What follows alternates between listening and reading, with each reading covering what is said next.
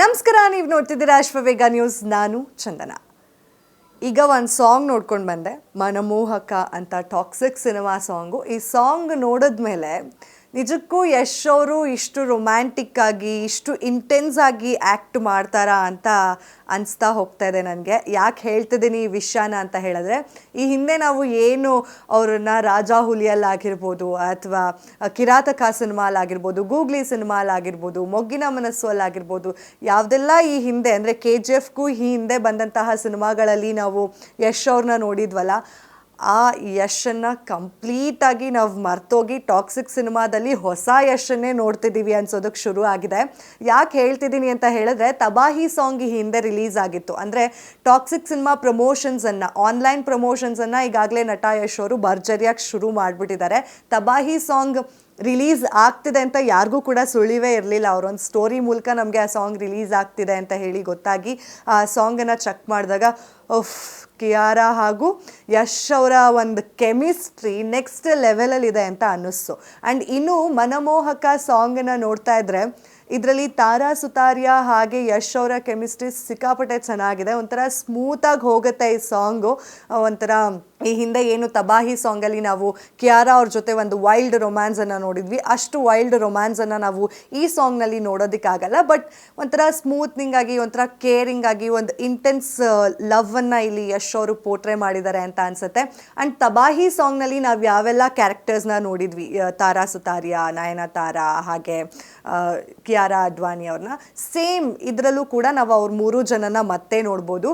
ಅಲ್ಲಿ ನಾವು ಸಾಂಗ್ ಸ್ಟಾರ್ಟಿಂಗ್ನಲ್ಲಿ ಒಂದು ವರ್ಡಿಂಗ್ಸ್ ಬರುತ್ತೆ, I'll meet you in field ಅಂತ ಹೇಳಿ. ಅಂದರೆ ನಾನು ನಿನ್ನನ್ನು ಮೀಟ್ ಮಾಡ್ತೀನಿ, ಒಂದು ಖಾಲಿ ಜಾಗ ಇದೆ ಫೀಲ್ಡಲ್ಲಿ ಅಂತ.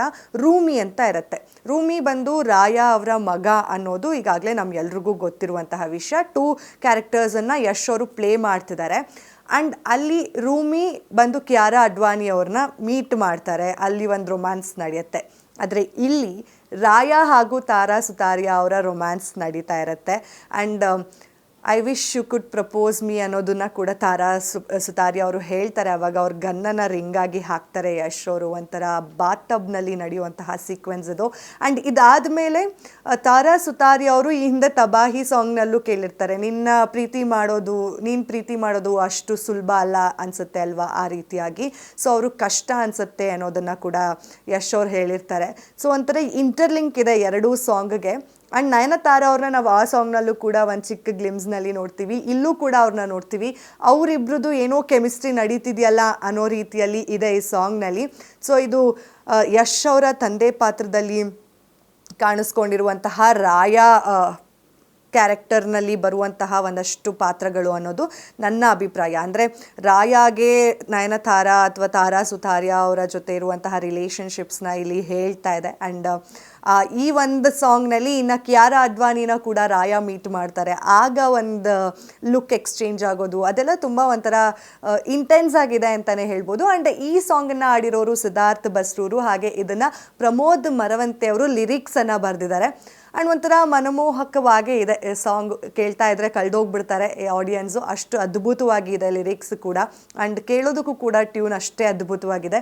ತಬಾಹಿ ಸಾಂಗ್ ಹೇಗೆ ಎಲ್ಲರ ತಲೆಯಲ್ಲಿ ಓಡ್ತಾ ಇತ್ತು ಇಷ್ಟು ದಿನ, ಈಗ ಅದರ ಜೊತೆಗೆ ಮನಮೋಹಕ ಸಾಂಗು ಕೂಡ ಎಲ್ಲರ ತಲೆಯಲ್ಲಿ ಇರುತ್ತೆ ಅಂತ ನನ್ನ ಅಭಿಪ್ರಾಯ. ಆ್ಯಂಡ್ ಎಲ್ಲೇ ಹೊರಗಡೆ ಔಟಿಂಗ್ ಹೋದರೂ, ಏನೇ ಪಾರ್ಟೀಸು ಅಥವಾ ಏನೇ ಫ್ರೆಂಡ್ಸ್ ಗ್ಯಾದರಿಂಗು, ಗೆಟ್ ಟುಗೆದರ್ಸ್ ಆದರೂ ಕೂಡ ಈಗ ತಬಾಹಿ ಜೊತೆಗೆ ಮನಮೋಹಕ ಸಾಂಗು ಕೂಡ ಪ್ಲೇ ಆಗ್ತಿರುತ್ತೇನೋ ಕಂಟಿನ್ಯೂಸ್ಲಿ ಅಂತ ಅನಿಸುತ್ತೆ. ಬಿಕಾಸ್ ಎರಡೂ ಕೂಡ ಅಷ್ಟೇ ಅದ್ಭುತವಾದಂತಹ ಹಾಡು. ಆ್ಯಂಡ್ ಇಲ್ಲಿ ಒಂದು ಸ್ವಲ್ಪ ಆಡಿಯನ್ಸ್ಗೆ ಕೆಲಸ ಕೂಡ ಕೊಟ್ಟಿದ್ದಾರೆ ನಟ ಯಶ್ ಅವರು. ಯಾಕಂದರೆ ತಬಾಹಿಯಲ್ಲೂ ಈ ಸಾಂಗಲ್ಲೂ ಎರಡೂ ಕಡೆ ನಾವು 3 ಜನ ಹೀರೋಯಿನ್ಸ್ಗಳನ್ನು ನೋಡ್ಬೋದು. ಇನ್ನೂ 2 ಮಿಸ್ಸಿಂಗ್ ಇದ್ದಾರೆ, ಹುಮಾ ಖುರೇಶಿ ಅವರು ಹಾಗೆ ರುಕ್ಮಿಣಿ ವಸಂತ್ ಅವರು. ಸೊ ಇವರಿಬ್ಬರು ಯಾವಾಗ ಕಾಣಿಸ್ಕೊಳ್ತಾರೆ, ಇವರ ಪಾತ್ರ ಏನು ಅನ್ನೋ ಕ್ಯೂರಿಯಾಸಿಟಿ ಅಂತೂ ಜನಕ್ಕೆ ಇದ್ದೇ ಇದೆ. ಸೊ ರಾಯಾ ರೂಮಿ 2 ಕ್ಯಾರೆಕ್ಟರ್ಸ್ನ 2 ಸಾಂಗ್ಗಳು ಈಗಾಗಲೇ ರಿಲೀಸ್ ಆಗಿದೆ.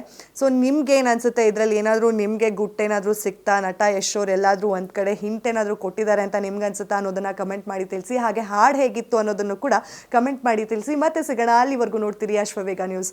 ಇದು ಸತ್ಯಾನ್ವೇಷಣೆಯ ಓಟದಲ್ಲಿ.